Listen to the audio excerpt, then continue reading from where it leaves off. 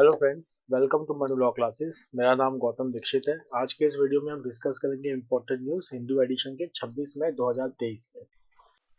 Today we will look at all the important news. एक तो जो इंश्योरेंस सेक्टर से काफ़ी इंपॉर्टेंट न्यूज़ है जो हम आप फ्रंट पेज पे यहाँ पे देख रहे हैं, that is all in one policy plan. And the second one is from India China issue about the LAC. Third which will be important is Russia Ukraine crisis के जो नए डेवलपमेंट्स हैं, हम उनके बारे में थोड़ा सा बात करेंगे, फॉरेन पेज पे भी और एडिटोरियल पेज पे भी। Okay, so in today's video we will also discuss about Sengol, जिसके बारे में हमने कल भी पढ़ा था। Now starting from the first news, all in one policy plan to spread insurance in India. ठीक, अब आप देखिए थोड़ा सा, पहले एक टारगेट है इंडिया का, वो ध्यान में रखिए। इंडिया का एक टारगेट है कि सबके पास इंश्योरेंस पॉलिसी होनी चाहिए 2047 तक। कब तक? 2047 तक। अब यहाँ पे IRDAI जो है, that is insurance regulatory and development authority of India, that is IRDAI। So if you will see the chief of IRDAI और chairman of IRDAI is Debasish Panda. So IRDAI, it is the regulatory body of insurance sector in India। तो अब IRDAI ने propose किया है एक comprehensive insurance policy. ठीक है, comprehensive. वो कॉम्प्रिहेंसिव इंश्योरेंस पॉलिसी क्या होगा कि एक ही पॉलिसी में एक ही आपका सिंगल पॉलिसी जो है, जो अफोर्डेबल भी हो और वो हेल्थ, लाइफ, प्रॉपर्टी, एक्सीडेंट, इस सारी चीज़ों को एक साथ कवर कर ले। This is very important, health, life, property and accident. And the next important thing जो इंश्योरेंस सेक्टर में जो प्रॉब्लम फेस होते हैं, that is settlement of claim, जिसमें काफी टाइम लग जाता है। So it's now in this policy the IRDA is aiming कि जो सेटलमेंट ऑफ पॉलिसी है वो 1 घंटे के अंदर आ जाना चाहिए। ठीक, and then secure value added services at the time of buying a policy. Okay, तो ये एक बंडल्ड प्रोडक्ट होगा, ठीक है, जो सिटीजन को प्रोटेक्ट करेगा against multiple risk and expediting the claim settlement. So इसको जो टर्म किया गया है वो किया गया है UPI like movement in insurance sector. तो इसमें जो अदर चीज़ें जो हैं जो इम्पोर्टेंट होंगी, that is it will create the number of jobs in insurance sector to 1.2 crore. If we will see that there are three things which you should remember here, which is called as बीमा Trinity. बीमा Trinity, तो बीमा Trinity में क्या क्या है आपका? एक तो है आपका बीमा सुगम पोर्टल, बीमा सुगम पोर्टल, उसके बाद बीमा विस्तार, बीमा विस्तार, और तीसरा है आपका बीमा वाहक, बीमा वाहक। दिस इज कॉल्ड एज बीमा ट्रिनिटी। तो एग्जाम में इस टाइप के जो कीवर्ड्स वाले जो क्वेश्चंस होते हैं वो बहुत ज़्यादा आते हैं, तो प्लीज़ आप ये तीन चीज़ को याद रखिएगा कि बीमा ट्रिनिटी क्या है। सो इट इज बीमा सुगम पोर्टल, बीमा विस्तार, बीमा वाहक। ठीक है, तो अब बीमा विस्तार क्या है? तो बीमा विस्तार जैसा कि आप यहाँ पे देखेंगे, it is a new bundled, bundle का मतलब जैसा कि मैंने आपको बताया, हेल्थ, लाइफ, प्रॉपर्टी, एक्सीडेंट, सारा एक साथ। So it is a new bundled insurance product to provide life, health, accident and property cover through a single simple policy, that is Bima Vistaar. The next is बीमा सुगम पोर्टल। तो ये portal क्या होगा? एक वन स्टॉप शॉप होगा customer के लिए और इंश्योरेंस डिस्ट्रीब्यूटर्स के लिए भी, where customers can buy the insurance products and value added services। Okay, then what is Bima Vahak? So it will be a women led campaign to spur insurance penetration in each gram sabha। Okay, तो अब यहाँ पे देखेंगे other initiatives क्या होगा इसमें, linking digital death registries to platform so claims can be settle within hours और a day. कि मतलब कि किसी पर्सन के अगेंस्ट का इंश्योरेंस है और डेथ सर्टिफिकेट, डेथ रजिस्ट्री में उसका नाम आता है मीन्स, तो वो इंश्योरेंस उसके फैमिली को मिलनी चाहिए आफ्टर दैट, तो that claim should be settle very fast. Then roping in states to form insurance committees and expand coverage across district, मतलब कि रीजनल लेवल पे स्टेट कमिटीज बनेंगी to expand the insurance coverage in India. Second is value added services with policies. For example, a yoga class can be bundled with the health scheme। ठीक है ना, जैसे health scheme है, health insurance policy है, that is coming up with yoga. Now next is China constructing model villages opposite the LAC। Now LAC is line of actual control, इसको हम कहते हैं line of actual control. Line of actual control का जो total length India मानता है वो है 3488 किलोमीटर। ओके, और जो चाइना है it says that the LAC is only of 2000 kilometre.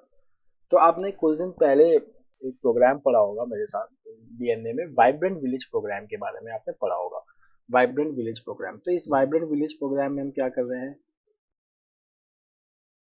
Vibrant village programme थोड़ा सा आपका रिवीजन भी हो जाएगा।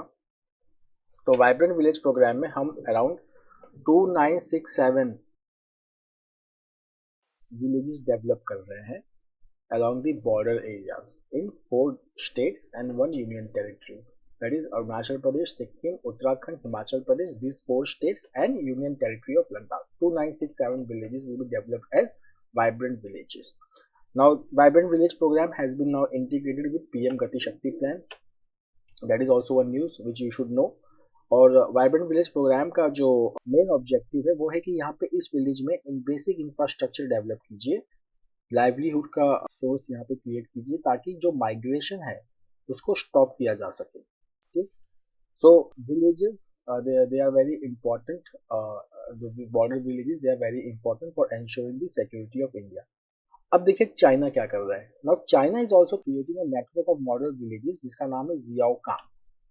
So China is developing these villages especially in middle and eastern sectors. So what is this middle and eastern sector? Middle sector का मतलब हो जाता है Uttarakhand and Himachal Pradesh, eastern sector मतलब हो गया आपका सिक्किम और अरुणाचल प्रदेश, और जो वेस्टर्न सेक्टर होता है वो लद्दाख होता है।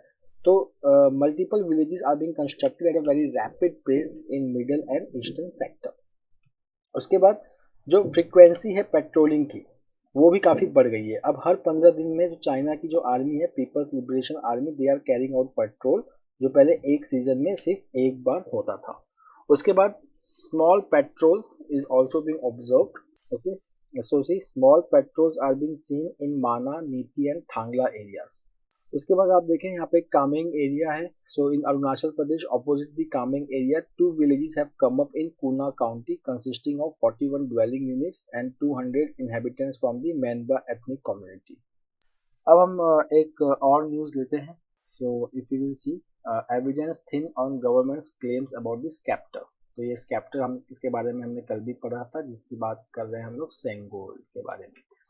ठीक है, सो यहाँ पर अगर हम देखें सेंगोल, तो यहाँ पे अब इसकी पूरी हिस्ट्री ट्रेस हो रही है। तो इसकी जो पूरी हिस्ट्री है 2 तरीके से इस आर्टिकल में ट्रेस हो रही है। ये थोड़ा सा इंपॉर्टेंट होगा क्योंकि गवर्नमेंट ने जो डिसाइड किया है कि जो न्यू पार्लियामेंट बिल्डिंग है उसको इनॉग्रेट किया जाएगा, न्यू पार्लियामेंट बिल्डिंग को।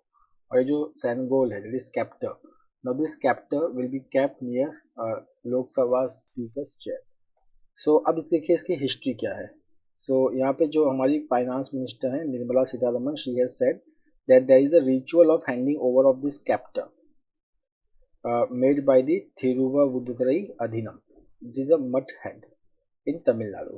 ठीक, तो ये किसने बनाया है ये स्कैप्टर, जिसको हम सेंगोल बोलते हैं हिस्टोरिकली सेंगोल, जो चोला किंगडम में यूज होता था to symbolize the transfer of power. तो ये बना है थिरुववुदुतुरई अधिनम। तो अब देखिए इसकी हिस्ट्री जो है वो क्या है, जो गवर्नमेंट की तरफ से जो रिस्पॉन्स आया है कि India first prime minister Jawaharlal Nehru on the eve of independence, okay, was given this scepter by Lord Mountbatten to symbolize the transfer of power from British to India। तो अब हिस्ट्री देखिए क्या कह रहा है, जो गवर्नमेंट का जो रीजनिंग है। ठीक है, एक गवर्नमेंट व्यू है, एक व्यू जो है जो हिंदू ने भी अपना यहाँ पे दिया हुआ है। दोनों व्यूज को हम लेके थोड़ा सा चलते हैं। तो देखिए यहाँ पे ये है that Lord Mountbatten the last viceroy of India, इन्होंने first prime minister of India Jawaharlal Nehru से पूछा कि दैट कोई ऐसा प्रोसीजर है which will signify the transfer of power. तो नेहरू ने ये पंडित नेहरू ने ये कंसल्ट किया सी राजगोपालाचारी से। सी राजगोपालाचारी कौन है? He is the first Indian governor general and the last governor general of India. So he was the last governor general of India. तो इन्होंने थिरुववुदुतुरई अधिनम को कहा कि आप एक स्कैप्टर प्रिपेयर कीजिए and that sceptre was flew to Delhi in a special plane. अब government का कहना है कि there is ample evidence that delegation sent by Shri Ambalavana प्रदर्शनी Swamigal, who is the head of the Adheenam, he presented the scepter to Nehru accompanied by the recitals of hymns from Thivaram। अब Hindu newspaper का कहना है कि ये जो पूरी स्टोरी है इसका जो एविडेंस है वो काफ़ी कम है, the evidence is very thin. So if you will सी, तो एक जो हिंदू जो कह रहा है that a picture carried in the Hindu showed the delegation at the central railway station Chennai on August 11 1947 before living for Delhi.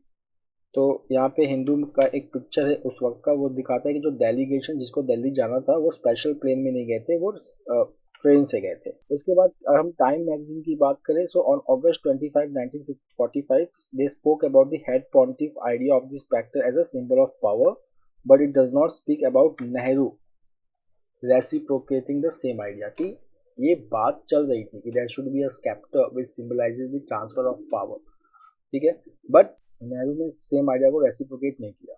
फिर बाद में एक बहुत ही इंपॉर्टेंट बुक है freedom at midnight, so the book also says something similar. Then there are other evidences which included the expert from Ambedkar's thought on linguistic states, then Perry Anderson's The Indian Ideology, and Yasmin Khan's Great Partition, The Making of India and Pakistan. They all are critical of certain religious rituals in which Nehru participated, but none about the use of scepter as a symbol of power transfer. तो यहाँ पे जो ए books की जो बात हो रही है, ये कह रहे हैं कि कुछ रिलीजियस रिचुअल्स तो हुए थे विच वर क्रिटिसाइज्ड, बट स्केप्टर था कि एग्जैक्टली क्या था ये उसमें क्लियर नहीं है। अब यहाँ पे है कि that none of the evidence presented said the sceptre was first symbolically given to Mountbatten and taken back before presenting to Nehru. But यहाँ पे एक आर्टिकल ऐसा है, तमिल मैगजीन है तुगलक, तो वहाँ के जो एडिटर हैं एस गुरुमूर्ति, उन्होंने 2021 में कहा है कि the article records everything the government has said as the version shared by Shri Chandrashekhar Saraswati, the 68th head of Sri Kanchi Kamakoti Pittam, from his memory to a disciple in 1978। तो एक एस गुरुमूर्ति का जो एडिटरशिप है के अंदर जो तुगलक मैगजीन है उसमें एक आर्टिकल आया था जिसने रिकॉर्ड किया है the government version. The next is Praveen Sood takes over as CBI director. तो ये न्यूज़ हमने पहले भी किया था। Now he has formally taken over as CBI director because May 25th was the last day for Subodh Kumar Jaiswal as CBI director. So again हम ये news कर लेते हैं that Praveen Sood the former Karnataka director general of police took over as the Central Bureau of Investigation Director. He is the 1986 batch Indian Police Service Officer of the Karnataka cadre and he has held important postings in 37 years. अब देखिए यहाँ पे ये क्या क्या post रह चुके हैं। So additional commissioner of police traffic Bengaluru city, police commissioner of Mysuru and Bengaluru, and then advisor to the government of Mauritius. The next is special protection group, special protection group, so which provides protection to VIPs, prime ministers, etc. So यहाँ पे union home ministry ने एक नया rule निकाला है which says that an SPG is to be handled by ADG rank officer. So the rule says that director SPG shall be appointed by the union government at a level of not less than the additional director general of police from the Indian Police Service. पहले क्या था, the SPG it was handled by Inspector General of Police rank officer and ADG rank officer, but no specific rules were notified. पहले मतलब mix था कि inspector general of police को भी appoint कर सकते हैं या एडीजी रैंक के ऑफिसर को भी अपॉइंट कर सकते हैं। अब है कि एडीजी रैंक के नीचे का पोस्ट नहीं होना चाहिए for the appointment as the director of special protection group. Now the next is coming from the Kuno national park. Again हमने इसको कुछ दिन पहले भी किया था, अब हम एक बार फिर से कर लेते हैं। कूनू नेशनल पार्क जो है यहाँ पे चीता को रीइंट्रोड्यूस किया गया है अंडर प्रोजेक्ट चीता, अंडर प्रोजेक्ट चीता। सो चीता earlier they were declared extinct from India. So project चीता के अंदर क्या है, रीइंट्रोडक्शन ऑफ चीता। चीता जो है it is a top carnivore of dry land ecosystem और grassland ecosystem. Now project Cheetah में दो कंट्री से चीता आई हैं इंडिया में, that is one is Namibia, the next is south Africa. Namibia से कितने आए थे चीता, 8। साउथ अफ्रीका से कितने आए थे, 12। अब सीरीज में हम पढ़ रहे हैं दैट चीता दे आर डाइंग। तो यहाँ पे देखिए पहले रीजंस देख लीजिए। Extreme heat and lack of adequate nutrition have likely contributed to the death of 2-month old cubs। अब देखिए कितने चीतास का अभी तक डेथ हो चुका है कूनू नेशनल पार्क में। Sasha, she died on March 27 due to kidney ailment. Uday died in April 23 due to cardiopulmonary failure. Daksh, May 9, injury from violent interaction. Then 3 cubs which were born to Jwala, May 23, weakness and extreme weather. अब government ने देखिए response में क्या किया है. So see, following the death of 3 cheetah cubs this week, the centre on Thursday appointed a new steering committee comprising national and international experts to oversee the implementation of project cheetah. अब यहाँ पर अगर हम देखें तो जो ये 11 member चीता प्रोजेक्ट स्टीयरिंग कमिटी है, it will be led by Rajesh Gopal, secretary general global tiger forum and formerly the Indian forest service officer. Next is this committee, it will be in force for 2 years, 2 years तक ये function करेगी और हर महीने में एक meeting होगी और field visit भी होगा पुणे नेशनल पार्क में. Now the next is Chinese hackers attacking infrastructure Wars US. तो जिसको हम आप कहते हैं cyber attack, cyber espionage etcetera. तो यहाँ पे ये नाम क्या है अटैक का, which is a state sponsored attack, that is volt typhoon. So US का कहना है कि स्टेट स्पॉन्सर्ड चाइनीज हैकर्स इन्होंने क्रिटिकल यूएस इंफ्रास्ट्रक्चर में इन्फिल्ट्रेट कर गए हैं ये. ओके, और काफ़ी ज़्यादा एस्पियोनेज अटैक्स जो हैं वो यूएस के ऊपर हो रहे हैं. तो माइक्रोसॉफ्ट ने हाईलाइट किया है कि गुआम जो एक यूएस टेरिटरी है पैसिफिक में with vital military outpost is one of the targets. उसके बाद अगर हम देखें यहाँ पे कि अटैक का नेचर क्या है. So they can disrupt critical communication infrastructure between United States and Asian region during the future crisis. और फ्यूचर में क्राइसिस होता है, for example take the example of Taiwan crisis. So it can disrupt the communication between US and the Asian counterparts. Now, if you will see that Microsoft का जो statement है, it coincides with advisory released by US, Australia, Canada, New Zealand and UK authorities warning that the hacking was likely occurring globally. ये एक global level पे attack हो रहा है. China ने ये एलिगेशन को डिनाई किया है, कहा है कि ये एक डिसइंफॉर्मेशन कैंपेन है which is led by 5 eyes कोalition countries. आप यहाँ पे देखिए 5 आइज कोalition कंट्रीज क्या है. नाउ वी से 5 आइज इंटेलिजेंस वर्ल्ड वॉर 2 के टाइम बना था फॉर शेयरिंग सिग्नल इंटेलिजेंस. तो इसमें जो मेंबर्स हैं, तो ये जो कंट्रीज मेंशन है यहाँ पे, जो कंट्रीज यही हैं मेंबर्स 5 आइज इंटेलिजेंस के. तो इसका मतलब ये हो जाएगा USA, Australia, New Zealand, Canada, United kingdom.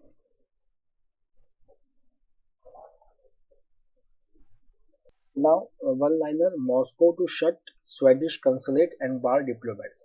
So Moscow ने कहा है कि that it is going to expel 5 Swedish diplomats and closing the Russia's general consulate in Gothenburg and Swedish diplomatic mission in Saint Petersburg. The next is Bakhmut, एक नया battle ground Russia Ukraine crisis में. Now Bakhmut जो है यहाँ पे fight कौन कर रहा है. तो यहाँ पे अभी तक जो फाइटिंग हो रही थी वो रशियन आर्मी नहीं कर रही थी, ठीक है, वो वैगनर ग्रुप कर रही थी जो एक मर्सनरी ग्रुप है. सो इनके जो हेड है इनका नाम है Yevgeny Prigozhin. Now he is saying that they are going to transfer their positions in the eastern city of Bakhmut to the Russian military. So they are saying that they are going to pull out its fighters after they are claiming कि हमने इसको fully capture कर लिया है, अब Russian army आके यहाँ पे मतलब अब इसको संभाले, ठीक. So they will move out of the Bakhmut. तो ये न्यूज़ जो है हम अभी एडिटोरियल पेज में इसको बड़े अच्छे से करेंगे तो पूरा हमें डायमेंशन समझ में आएगा.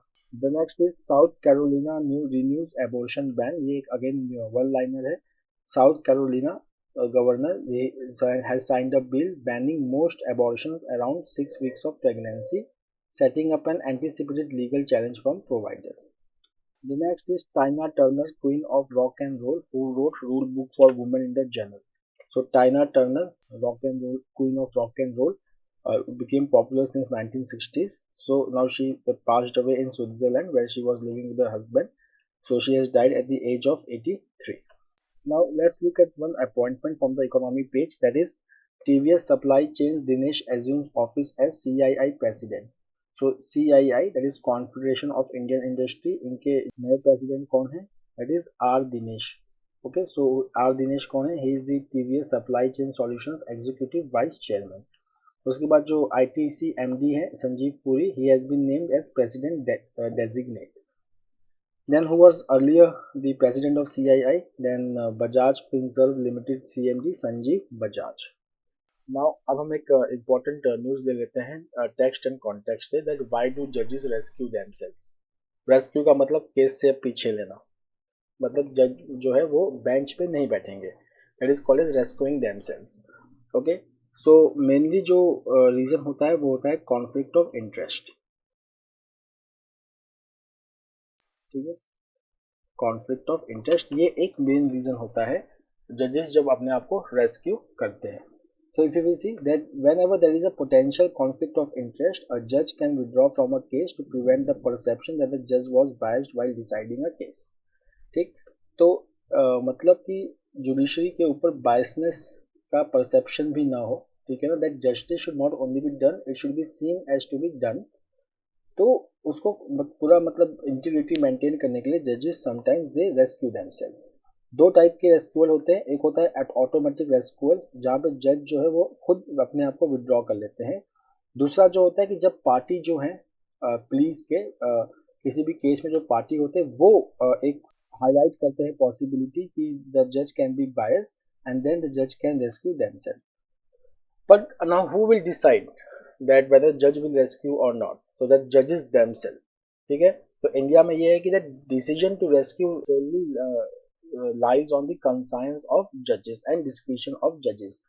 No party can compel a judge to withdraw from a case. जैसे कि यहाँ पे भी है कि पार्टी रेज कर सकती है इशू कि जज should rescue because there is a possibility of bias, but they can not compel the जज टू रेस्क्यू देमसेल्फ। ऐसा क्यों है? क्योंकि there are no statutory rules governing the process. तो obviously it is left to the जजेस themselves to record reason for रेक्यूजल्स। उसके बाद recently Delhi high court ने रूल किया है कि कोई भी लिटिगेंट या थर्ड पार्टी को राइट नहीं है टू इंटरवीन, कमेंट और इंक्वायर रिगार्डिंग अ जज recusal from a recusal from a case. अब दो इंसिडेंट्स हैं, एक है जस्टिस एम आर शाह जो रिसेंटली अभी रिटायर हुए और chief justice of India D Y Chandrachud. Both have declined to rescue themselves from the case. M.R. Shah related to Indian police officer Sanjeev Bhatt case and Chief Justice of India D.Y. Chandrachud related to same-sex marriage case. Okay. अब अगर हम देखें ये जो legal principles है, ठीक है, कौन सा लीगल प्रिंसिपल यहाँ पे इन्वॉल्व है? This cardinal principle of due process of law, that is nemo judex in sua causa, that is no person shall be a जज in his own case. Fine. उसके बाद दूसरा प्रिंसिपल क्या है? That is justice must not only be done but must also be seen to be done, propounded in 1924 in Rex versus Sussex justice by the lord chief justice of England. उसके बाद अगर हम Indian constitution देखें तो जो जजेस जो हैं जो हमारा जो ओथ लेते हैं, तो इसमें एक ओथ में होता है कि that they have to perform their duties without fear और फेवर, अफेक्शन और ill will in accordance with the third schedule of the constitution. Constitution के थर्ड शेड्यूल में सारे ओथ सेरेमनीज उनके वर्डिंग्स थर्ड शेड्यूल में हमें मिलते हैं। अब देखिए एक है justice Bela M Trivedi. So इन्होंने अपने आप को रेस्क्यू किया from hearing the Bilkis Bano's plea. Fine. तो यहाँ पे स्पेकुलेशन बहुत ज़्यादा था because there was no reason which was specified, but it was largely attributed to justice Trivedi's deputation as law secretary to the Gujarat government from 2004 to 2006। उसके बाद justice J S Khehar recusal was made on the ground that he was the member of the collegium. तो जब supreme court judgment जो था which strike down the national judicial appointment commission, so there was a claim for Justice J.S. Kehar's recusal, okay, that he was a part of the member of the collegium, so he should rescue him from this case. Then if you will see that Justice Kurian Joseph इन्होंने कहा है कि that it is a constitutional duty of the judge to be transparent and accountable and therefore reasons must be indicated for recusal. Then Justice Madan B. Lokur, अब उनका opinion क्या है? See, citing reasons for recusal is unwarranted. कि reasons देना is unwarranted, like expressing apprehension about scenario where a party may challenge the reasoning before a court and would set aside the recusal. अब देखिए important cases क्या related हैं इससे। तो C Ranjit Thakur versus union of India case. तो यहाँ पे supreme court ने कहा है कि दैट इफ अ जज should rescue where is relevant is the reasonableness of apprehension of bias in the mind of the concern party. तो यहाँ पे जो ग्राउंड होगा रेस्क्यू करने का उसमें क्या है कि बायसनेस नहीं होनी चाहिए लिटिगेंट के माइंड में कि हम मेरे साथ बायसनेस हुई है। Then if you will see that in state of West Bengal versus Shivananda Pathak, तो यहाँ पे जुडिशियल बायस क्या होता है वो डिफाइन किया गया है, that is preconceived opinion और अ प्री डिस्पोजिशन और predetermination to decide a case और an issue in a particular manner. Then if you will see the Supreme Court Advocate on Record Association versus Union of India case, तो यहाँ पे जो Supreme Court ने जो observe किया है that where a judge has a pecuniary interest, ठीक है, so no further inquiry is needed as to whether there was a real danger or reasonable suspicion of bias. Fine. अगर मतलब ये पता है कि जज का उसमें इंटरेस्ट है तो कोई इंक्वायरी की ज़रूरत नहीं है यहाँ पे. उसके बाद other cases require such an inquiry with the relevant test being the real danger test. तो एक टेस्ट कौन सा है? Real danger test. That whether there is a real danger और bias to ensure that the court is thinking in terms of possibility rather than probability of bias. तो एक ground दिया है सुप्रीम कोर्ट ने कि रियल डेंजर टेस्ट होना चाहिए कि अगर ये जज रेस्क्यू नहीं करते हैं तो definitely there is a real danger to justice done. Then Justice Arun Mishra, who is now currently the chairman of National Human Rights Commission, तो एक केस है important Indore development authority versus Manohar Lal and others. इस case में if you will see that he has said that judge who had rendered any decision in a smaller combination is not disqualified from being part of the larger bench to which a reference is made. तो ये case था जहाँ पे कि reference case था जिसमें उसके पहले एक जजमेंट में जस्टिस अरुण मिश्रा ने एक जजमेंट दिया, बाद में उसका एक रेफरेंस केस हुआ सुप्रीम कोर्ट के सामने, फिर से वो केस आया लार्जर बेंच के सामने. तो इस लार्जर बेंच में भी अरुण कुमार मिश्रा थे, बट ही डिडंट रेस्क्यू himself. Now coming to the international examples. अब जैसे कि हम जानते हैं कि इंडिया में कोई डेफिनेट लॉ नहीं है फॉर रेस्क्यूअल, बट यूएस में there is Title 28 of the US Code details the grounds for disqualification of justice, judge or magistrate judge. तो ये रूल्स हैं, they are also codified in American bar association model code of judicial conduct. तो यहाँ पे 3 grounds हैं recusal के, which is financial और corporate interest, a case in which जज हैज अ मटेरियल विटनेस और a lawyer and relationship to a party. Then UK का एक लॉ है जुडिशियल रेक्यूजल्स के बारे में, which has evolve to judicial pronouncement. तो यहाँ पे एक लैंडमार्क केस है आर वर्सेस गाउ. तो यहाँ पे real danger test was adopted as applicable standard based on which recusal orders need to be passed. अब हम आते हैं आज के एडिटोरियल में आफ्टर बाखमुत. तो now the new battle ground we can see about Russia Ukraine crisis. ठीक है, तो we are discussing about Bakhmut. यहाँ पे जो आपको फोकस करना है वो है इलोंगेशन ऑफ वॉर. वॉर जो है वो इलोंगेट हो रहा है, वॉर खत्म होने की तरफ नहीं जा रहा है, वो इलोंगेट होते जा रहा है. क्योंकि आप यहाँ पे क्या देखेंगे, आप देखेंगे कि 10 मंथ लड़ने के बाद रशिया मिनिस्ट्री ऑफ डिफेंस ने अनाउंस किया है कि that they have captured Bakhmut which is in the eastern Donetsk region. अब व्लोदिमीर ज़ेलेंस्की जो यूक्रेन के प्रेसिडेंट है वो इसको डिनाई कर रहे हैं, but if you will see that Russia are claiming that they have conquered Bakhmut. अब रशिया ने जो इन्वेजन किया था यूक्रेन के ऊपर, इट स्टार्टेड ऑन February 24, 2022. उसके बाद if you will see that Russian troops they withdrew from many important areas like Kharkiv and Kherson in the last year, but now they are in control of whole of Luhansk and they are now also getting Bakhmut. So this will definitely push them to go for another areas such as Kramatorsk and Sloviansk. अब यहाँ पे अगर हम देखें कि अब Ukraine को भी मॉडर्न वेपन्स मिल गए हैं, ठीक. जैसे कि हम देखें बाखमुत में तो Russia suffered huge losses but the fighting was done by Wagner which is a private military corporation so which provided much of the regular Russian troops. उसके बाद अगर हम देखें कि अब यूक्रेन को भी देखेंगे तो इनके पास भी एक मोस्ट एडवांस्ड वेपन्स मिल चुका है. So they are now carrying out attack inside Russia using drones and multi range fire. Now coming to an ordinance, it's constitutionality and scrutiny.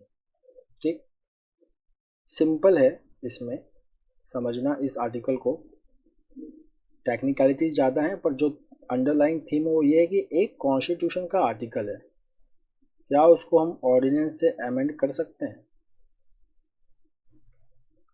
Ordinance जो है वो प्रेसिडेंट प्रोमोलगेट करते हैं अंडर आर्टिकल 123. कॉन्स्टिट्यूशनल अमेंडमेंट जो होता है वो होता है आपका आर्टिकल 368 पार्ट 20.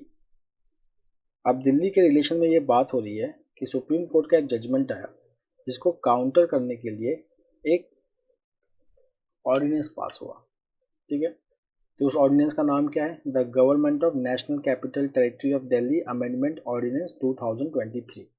ये जो है वो निगेट करता है एक कॉन्स्टिट्यूशन बेंच का judgement which was delivered on May 19, 2023, जिस जजमेंट के बारे में हमने पहले पढ़ भी लिया है। अब इस जजमेंट में सबसे पहले क्या था? तो इस जजमेंट में देखिए, जो आर्टिकल जिसको सुप्रीम कोर्ट ने बहुत लेंथ में डिस्कस किया वो आर्टिकल है 239AA3A।